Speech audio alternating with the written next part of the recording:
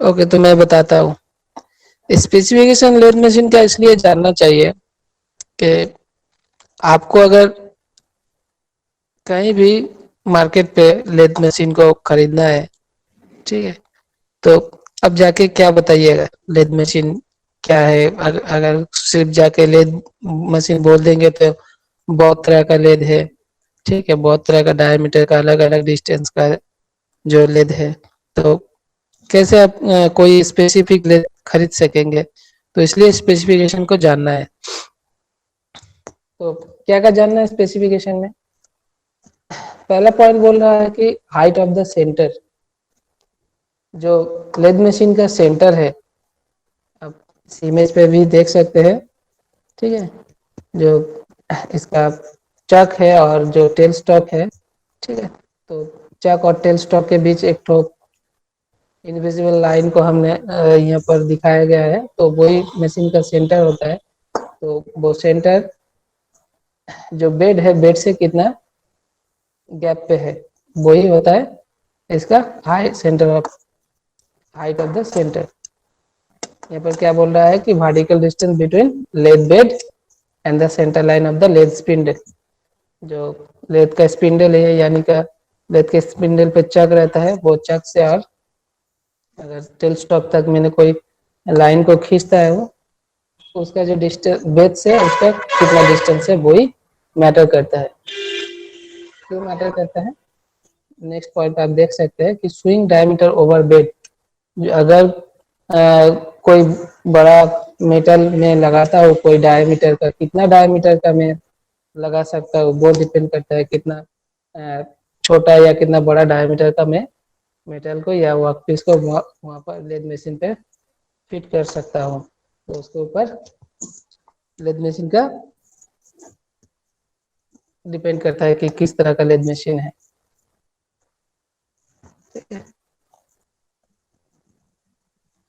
Next point क्या बोल रहा है कि लेंथ बिटवीन सेंटर ए। अब इस इमेज पे देख सकते हैं दो सेंटर दिखाया गया है यहाँ पर, ठीक है। तो इस दो सेंटर के बीच में कितना लेंथ है, जितना लेंथ होगा उतना बड़ा ही के जो वर्कपीस को मैं लेद मशीन पे होल्ड करवा सकता हूँ। जितना छोटा होगा उतना छोटा ही लेद मशीन पे होल्ड होगा। तो इसके ऊपर भी लेद मशीन किस तरीके का है जान सकते हो, मैक्सिमम कितना लेंथ में मतलब होगा, वो हम लोग को जानना पड़ेगा।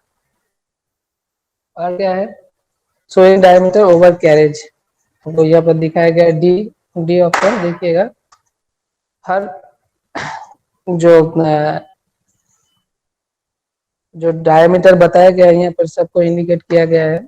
हाइट ऑफ द सेंटर उसको सी से डिनोट किया है। अब देख सकते हैं कि बेड से और सेंटर लाइन में जो डिस्टेंस है वो हाइट ऑफ द सेंटर है। स्विंग डायमीटर ओवर बेड, वो ये वाला जो एरो है, बेड के ऊपर कितना डायमीटर का मतलब वर्क पीस लगा सकते हैं, वो बोला गया है। और लेंथ बिटवीन सेंटर उसको ए से डिनोट किया गया है। देखिए अब दोनों सेंटर आप देख पा रहे हैं इस इमेज पे। तो ये दोनों सेंटर के बीच में कितना डिस्टेंस है, उससे हम लोग पता चलता है कौन किस तरह का लेद मशीन है। और क्या है, स्विंग डायमीटर ओवर कैरेज, उसको आप डी से यहाँ पर दिखाया गया है। जो कैरेज है, हाँ, उस कैरेज के मतलब कैरेज पे तो कितना जितना डायमीटर ज्यादा रहेगा कैरेज से सेंटर लाइन से, तो हम लोग जितने डायमीटर ज्यादा रहेगा उस तरह का वर्क पीस हम लोग होल्ड करवा सकते हैं। तो इसीलिए हम लोग को डायमीटर, स्विंग डायमीटर हमको जानना है कैरेज के साथ। मैक्सिमम बार डाया क्या होता है, बार डाया है कि जो हेड स्टॉक है, हेड स्टॉक पे स्पिंडल लगा हुआ रहता है, वो हॉलो स्पिंडल जो होता है वो हॉलो होता है। तो उस हॉलो जो स्पिंडल होता है उसका डायमीटर कितना है, जितना डायमीटर का होगा उतना डायमीटर का हम लोग मेटल जो है हेड स्टॉक से या स्पिंडल से पास करवा सकते हैं। तो वो भी हम लोग को जानना पड़ता है कि मैक्सिमम बार डाया कितना होता है। और क्या होता है, लेंथ ऑफ बेड, बेड का जो बेड है मशीन का, उसका लेंथ कितना है वो भी जानना पड़ता है।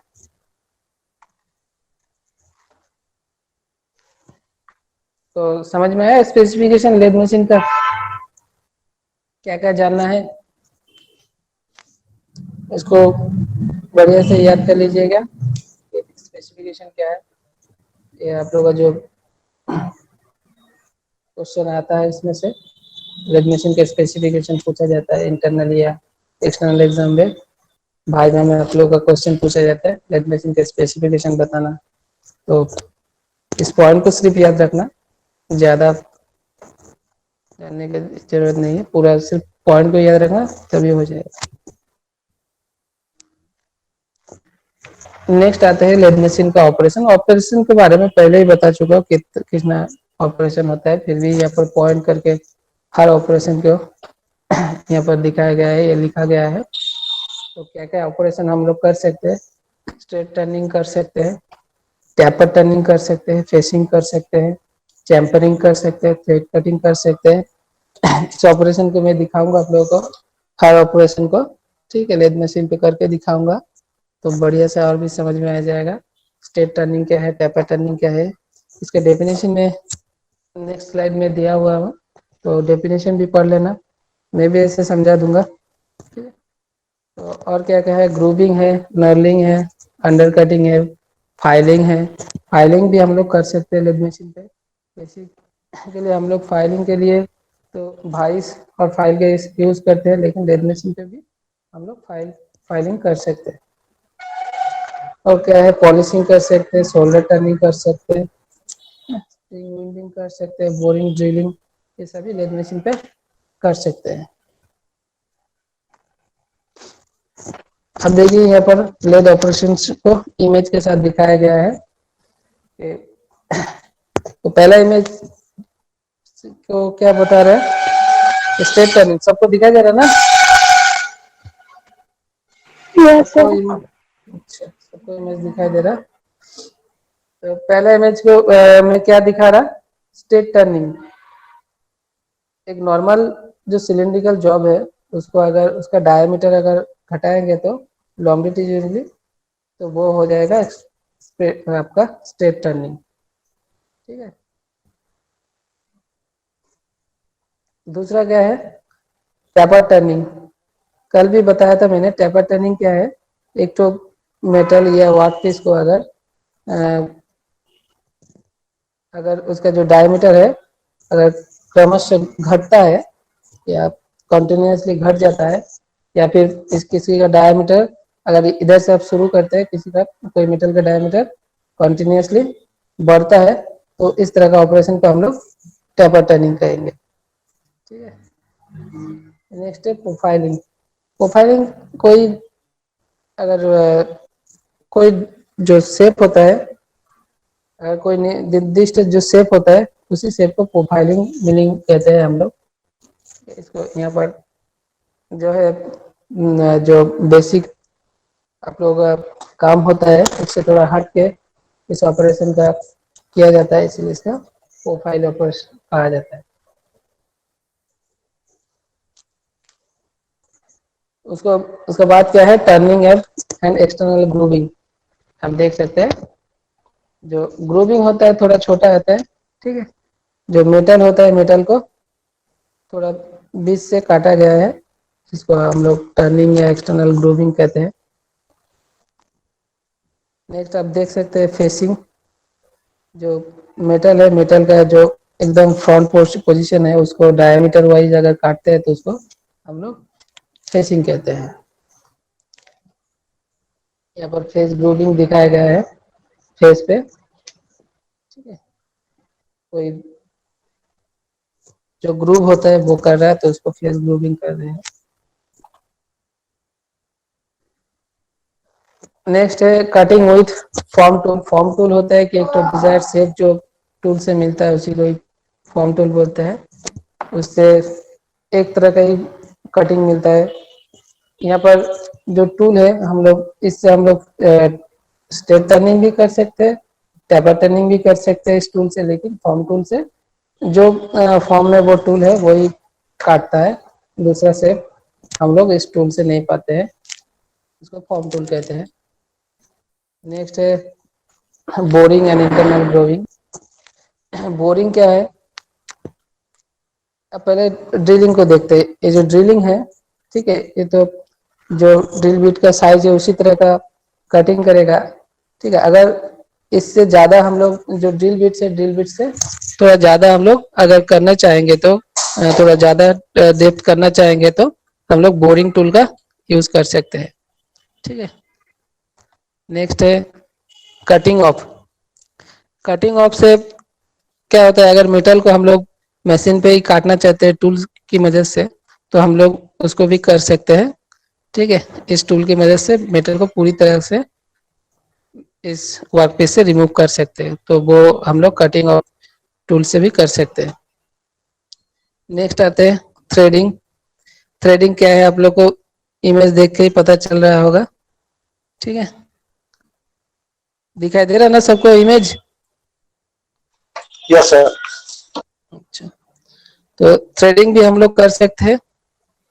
थ्रेडिंग सबको समझ में आता है ना, थ्रेडिंग क्या है? वो लाइनिंग बनाया जाता है सर, जिसमें कि नट डाल सके उससे। हाँ, नट बोल्ट अगर डालना चाहते हैं तो इसमें बोल्ट डाल के नट डाल के इसको टाइट भी कर सकते हैं। तो थ्रेडिंग मतलब हिंदी में इसको चूड़िया कहते हैं शायद, ठीक है। तो वो हम लोग लेद मशीन पे बना सकते हैं, ठीक है। और एकदम लास्ट जो है वो है नर्निंग। लर्निंग क्या है, अगर कोई मेटल थोड़ा क्या होता है, अगर वो हाथ से क्या होता है स्लिप हो जाता है कभी कभी, तो अगर उस स्लिप के रोकने के लिए इस नर्निंग का यूज किया जाता है, नर्निंग टूल का। और नर्निंग टूल से नर्निंग जो होता है उससे थोड़ा हम लोग का हाथ में वो पकड़ने में आसानी होता है, तो उस ऑपरेशन को नर्निंग कहते हैं। ओके, नेक्स्ट चलते हैं हम लोग। तो लेथ ऑपरेशन में किसी को कुछ जानना है, किसी कोई समझ में नहीं आया ऐसा कुछ? जितना भी ऑपरेशन के इधर इमेज है सब समझ में आ रहा है ना?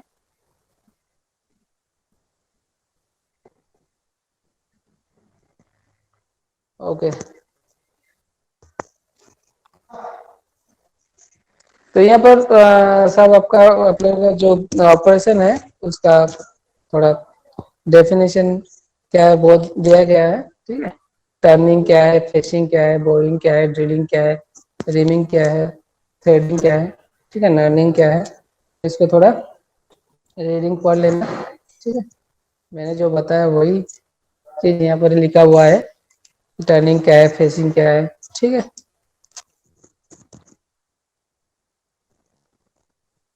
नेक्स्ट आते हैं, तो यहाँ पर आप लोग देख सकते हैं कि स्टेप टर्निंग क्या होता है या स्ट्रेट टर्निंग क्या होता है। ये जो मेटल है, ठीक है, मेटल को अगर लॉन्गिट्यूडिनली उसका जो एक्सिस है, अगर एक्सिस बराबर हम लोग मेटल को काटते हैं तो उसको हम लोग स्ट्रेट टर्निंग कहते हैं, या फिर इसको हम लोग स्टेप टर्निंग भी कह सकते हैं। स्टेप टर्निंग में या स्ट्रेट टर्निंग में क्या होना पड़ेगा, the workpiece become cylindrical. Cylindrical को मतलब वर्कपीस को सिलिंड्रिकल होना पड़ता है। और क्या है, motion of tool is parallel to the workpiece surface. जो वर्कपीस मतलब जो हम लोग का कटिंग टूल है वो क्या होता है, वर्कपीस के साथ पैरेलल होता है। स्टेप टर्निंग पे दो पॉइंट आप लोग को याद रखना है, ठीक है। सबको सुनाई दे रहा है ना मेरा आवाज? हेलो? Yes sir. अच्छा,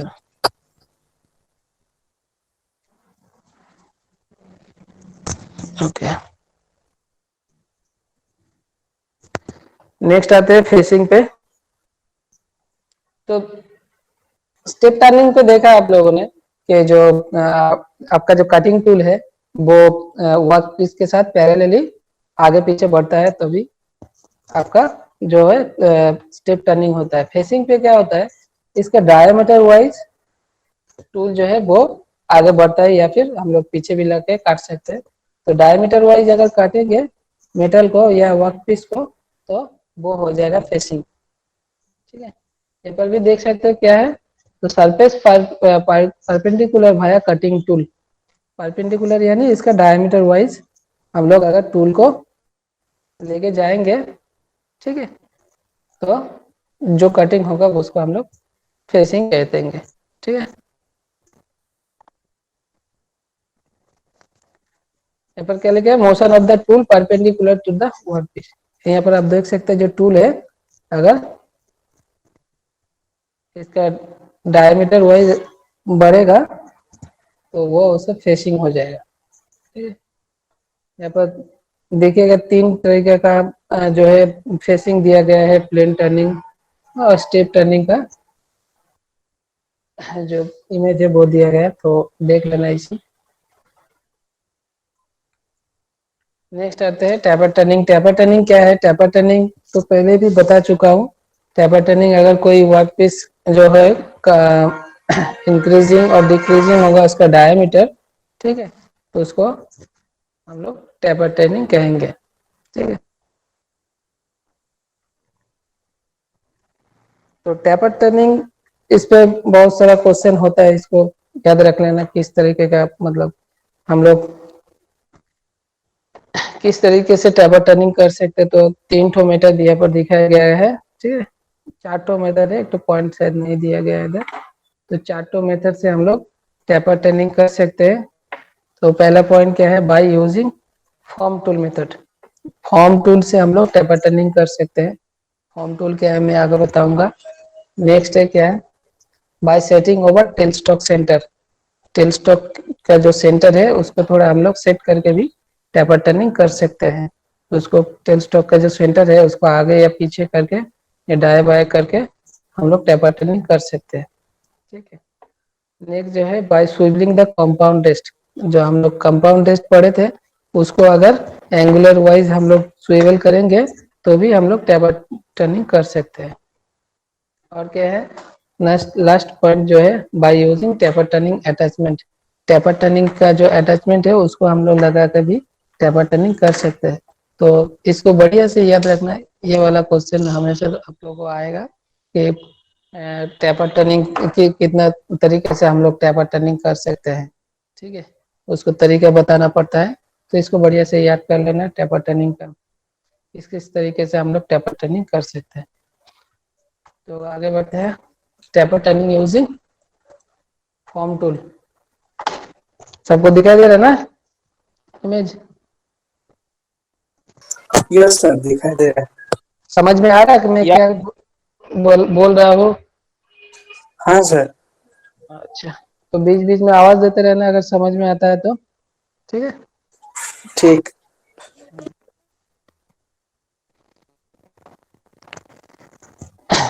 तो आता है tapper turning by using form tool. Form tool की मदद से जो हम लोग टैपर करते हैं वो किस तरीके का होता है आप लोग इमेज पे भी देख सकते हैं। जो टूल है और जो टैपर है, देख रहे हो, जो टूल और टैपर वो एक ही तरह का है ना। जो टैपर का जो मतलब जो टूल का जैसा है एकदम, टैपर भी उसी तरह का है। तो अगर इस तरह मतलब जो टूल अगर इसी तरह का टैपर की तरह ही होता है तो उसको हम लोग फॉर्म टूल कहते हैं।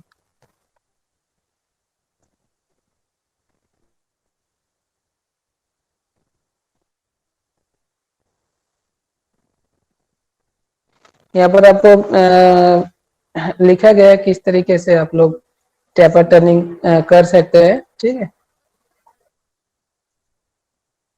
तो फॉर्म टूल की मदद से अगर टैपर टर्निंग हम लोग करना चाहेंगे तो पहले क्या करना पड़ेगा? हम लोग को जो टूल जो वर्क पीस है उसको चेक पे सेट करना पड़ेगा, और जो जिसपे हम लोग अगर जो टूल है फॉर्म टूल है उसको भी टूल पोस्ट पे सेट करना पड़ेगा, और सिर्फ काटने से ही हो जाएगा, ठीक है। मशीन चलाने से ये अपना रिदम पे घूमेगा घूमेगा और ऑटोमेटिकली टेपर कट जाएगा।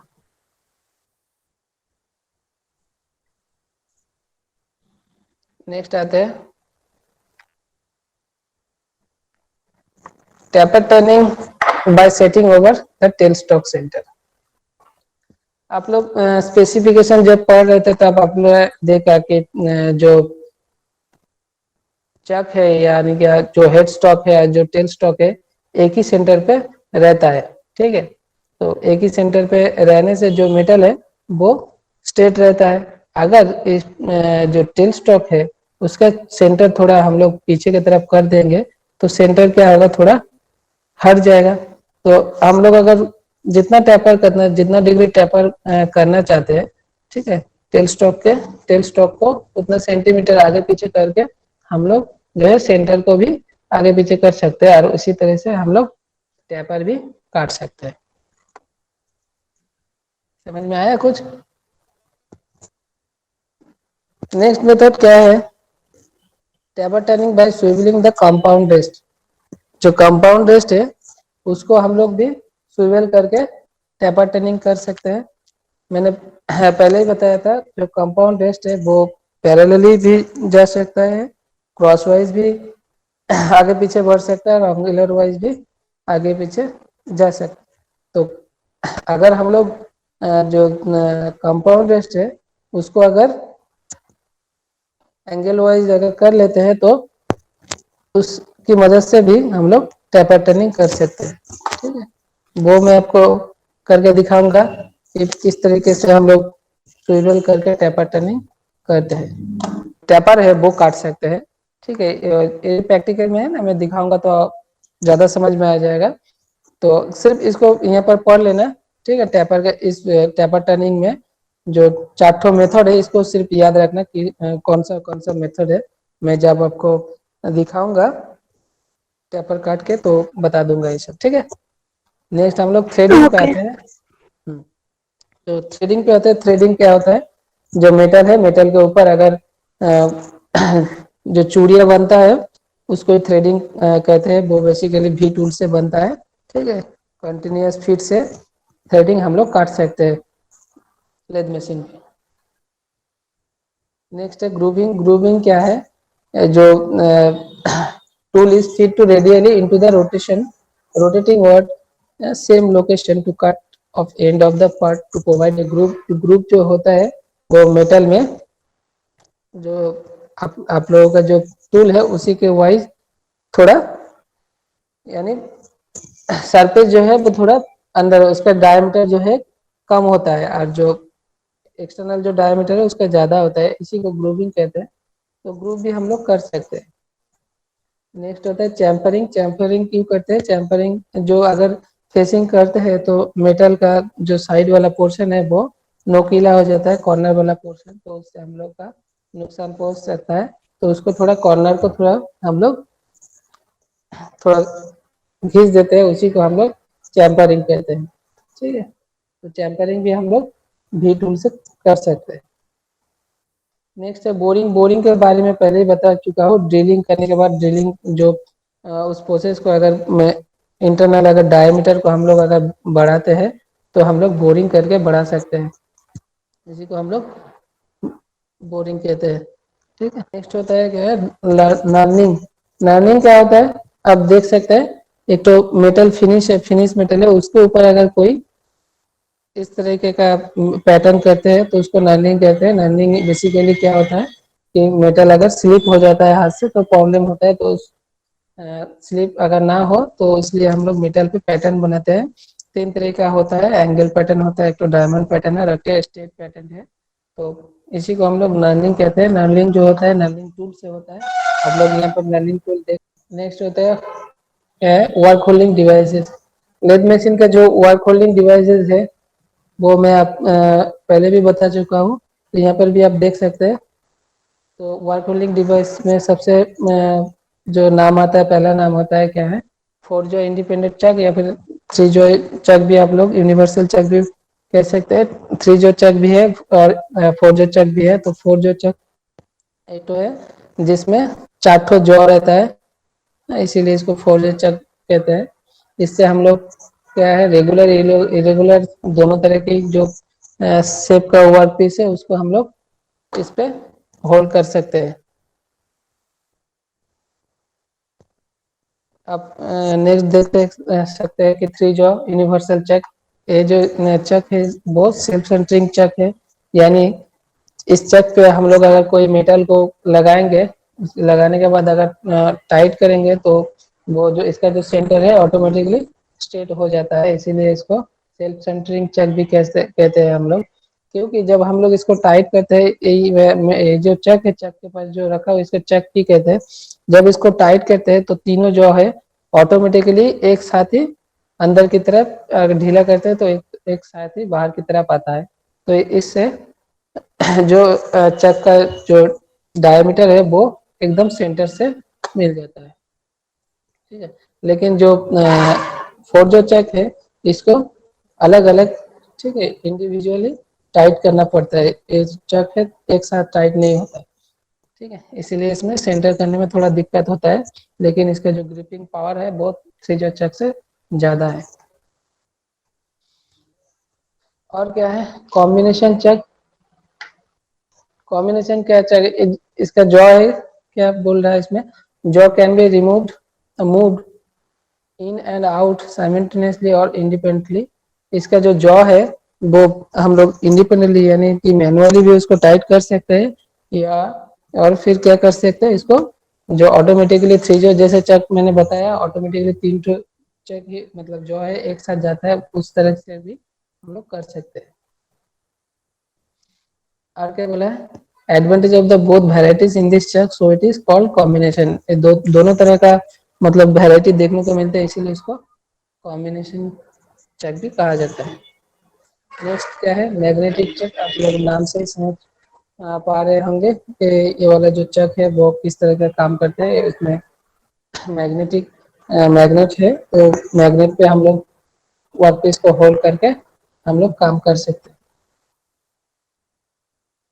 नेक्स्ट है कॉलेज चक। कॉलेज चक के बारे में भी हम पहले बता चुका हूँ।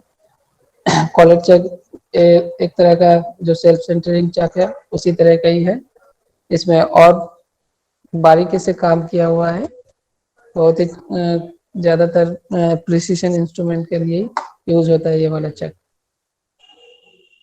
नेक्स्ट है ड्रिल चक। ये बेसिकली ड्रिल बिट को होल्ड करने के लिए यूज होता है। और क्या क्या होता है, रिमिंग भी कर सकते हैं, टैपिंग ऑपरेशन भी ड्रिल चक से हम लोग कर सकते हैं, ठीक है। ड्रिल चक को क्या करना पड़ता है, पहले स्लीव में होल्ड करवाना पड़ता है, उसके बाद स्लीव स्लीव के होल्ड करने के बाद हम लोग मेटल के स्पिंडल में उसको स्टॉप करके हम लोग इसका यूज कर सकते हैं। और क्या क्या है वर्क होल्डिंग डिवाइस में। वर्क होल्डिंग डिवाइस में लेथ सेंटर्स आते हैं, तरह तरह के लेथ सेंटर आप लोग देख सकते हैं। लेथ सेंटर के बारे में भी पहले मैंने बताया था। तो लेथ सेंटर किस काम पे यूज होता है, जो कटिंग के टाइम में अगर हम लोग को सपोर्ट देना होता है तो हम लोग लेथ सेंटर का यूज कर सकते हैं, ठीक है। सिर्फ इतना ध्यान रखना है कि सेंटर जो है उसमें थोड़ा लुब्रिकेंट कभी कभी लगाते रहना पड़ेगा, नहीं तो वो जो सेंटर है ब्लंट हो जाता है। तो सबको सुनाई दे रहा है ना। Yes sir. समझ में आ रहा, मैं थोड़ा स्पीड में चला गया था, तो समझ में आया ना। इसको सिर्फ एक बार आप लोग जो है इसी के आप उस टीचर से बात करके बोलना कि वर्कशॉप का जो है उसको देने के लिए, ठीक है, इसको पढ़ लेना, ठीक है, तो समझ में आ जाएगा। Okay sir.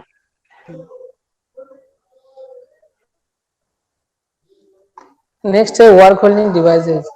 Work holding device में पहला नंबर पर आता है स्टेडी रेस्ट। स्टेडी रेस्ट क्या होता है, अगर कोई बड़ा लेद मशीन है, ठीक है, जो उसका जो लेद का सेंटर है उसका डिस्टेंस ज्यादा है, हाँ, उसमें हम लोग कोई मेटल को लगाते हैं, ठीक है, तो सेंटर बहुत बड़ा होने के वजह से क्या होता है, जो मिडिल का पोर्शन होता है वो थोड़ा उसको प्रॉब्लम होता है, वो थोड़ा बेंड हो जाता है, इसीलिए मिडिल में किसी को स्टडी करने के लिए रहना पड़ता है, किसी को किसी चीज को देना पड़ता है, तो इसीलिए स्टडी रेस्ट का हम लोग यूज करते हैं, ठीक है। इसमें क्या लगा है, जो इसका बेस है वो कास्ट आयरन से बना है। It is the clamp on the lathe bed where the workpiece is to be supported. जो वर्कपीस है उसको सपोर्ट देने के लिए इसका यूज होता है। इसमें क्या है, थ्री जॉ है इसका, जॉ आप लोग देख सकते हैं, तीन जॉ है। और क्या बताया, the jaw can be radically moved with independent screw. इसका अलग अलग स्क्रू है, तो इसको हम लोग अलग अलग से टाइट या ढीला कर सकते हैं। नेक्स्ट है फॉलोअर रेस्ट। तो ये एक तरह का स्टेडी रेस्ट की तरह ही है, लेकिन इसका जो है सी टाइप है, ठीक है। जो आप स्टेडी रेस्ट को देखें पूरा सर्कुलर है, लेकिन ये क्या है, थोड़ा सी टाइप का है। इसको सिर्फ वर्क पीस जैसे जिस तरह से घूम रहा है उसी तरह के तरीके से घूमने देना है। और क्या है, ये जो है फिटेड कहाँ रहता है, कैरेज के ऊपर रहता है बोर्ड से। और ये जो है मूव विथ एलोमिक कैरेज, कैरेज जिस तरह से आगे पीछे होता है ये भी कैरेज के साथ मूवमेंट करता है। यही इसका आपका थोड़ा कहते हैं मतलब डिफरेंस है स्टेडी रेट से। और क्या बताएं, ये कब यूज होता है, use during finishing operation for carrying out और turning along with entire length of the job. जो फिनिशिंग ऑपरेशन है उसी टाइम इसका फॉलो रेस्ट का यूज होता है। नेक्स्ट है मैंडल्स। मैंडल्स आप लोग देख सकते हैं कितने तरीके का मैंडल है, 4 तरह का मैंडल आप लोगों को देखने को मिलता है, plain mandrel, collared mandrel, screwed mandrel और स्टेप्ड मैंडल। तो मैंडल का यूज हम लोग कहाँ करते हैं, मैंडल अगर कोई गियर बनाना है लेद मशीन पे, उसका मेटल बनाना है, या फिर कोई थ्रेडेड मेटल को हम लोग, या फिर कोई हॉलो मेटल को हम लोग अगर चक में अगर टाइट करके काम करना चाहते हैं तो मैंडल का यूज होता है। मैं मैंडल का यूज करके आप लोग को दिखाऊंगा।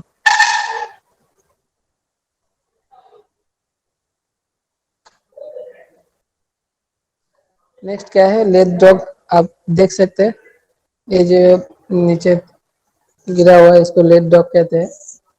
जो मेटल है, ठीक है, अगर मेटल चेक मतलब जो चक है, चक पे अगर हम लोग बिना लगा के काम करना चाहेंगे तो लेड डॉग के मदद से हम लोग बुक कर सकते हैं। आप लोग इस इमेज पे भी आप लोग देख सकते हैं किस तरीके से तो जो वर्क पीस है उसको बिना चक में होल्ड किए हुए ही हम लोग काम कर सकते हैं इस मेटल को ऊपर। तो वो सिर्फ कर सकते हैं लेड डॉग की मदद से।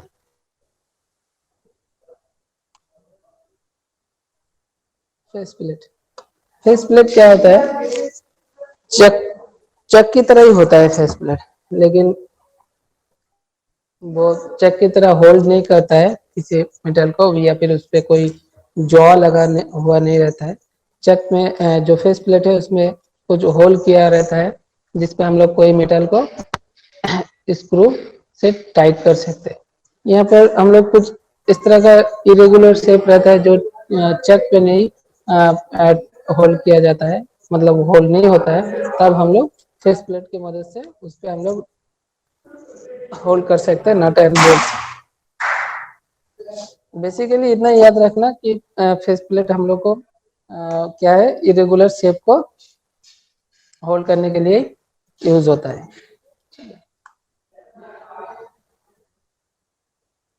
तो कंक्लूजन आप लोग पढ़ लेना जो लेथ के बारे में क्या बोल रहा है कि lathes are normally reverse in construction and they will with good care last for many years.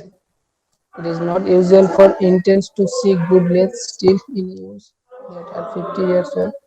To ensure good, accurate, trouble-free use, it is necessary that the correct maintenance regular। जो lathe को इसमें बताया गया है, आप लोग lathe जो है वो आप लोगों का जो मैन्युफैक्चरिंग इंडस्ट्री है उसमें एक वाइटल रोल निभाता है।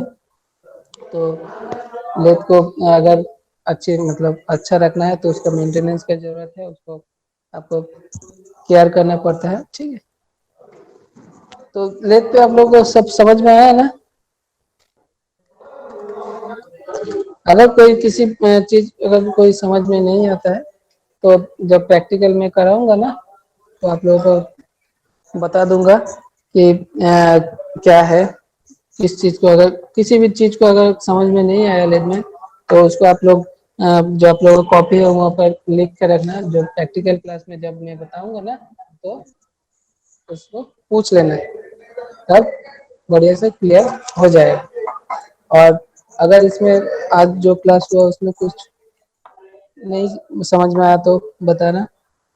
जैसे इसी का बता रहा था उसका जो कुछ समझ में नहीं आया यहाँ पर तो मैं बता चुका हूँ, उसको बता दूंगा इसमें नेक्स्ट जो प्रैक्टिकल क्लास है। सिर्फ इसको रीडिंग पढ़ लेना तो समझ में आ जाएगा। जो टैपर टर्निंग जो है चार्टो मेथड मैं आपको दिखाऊंगा किस तरह से फॉर्म टूल से यूज करने से टैपर टर्निंग कर सकते हैं। टेल स्टॉक को कैसे थोड़ा सेंटर से अलग करके हम लोग टैपर टर्निंग कर सकते हैं, कंपाउंड रेस से कैसे टैपर टर्निंग कर सकते हैं, ठीक है। और टैपर टर्निंग अटैचमेंट से भी हम लोग किस तरह से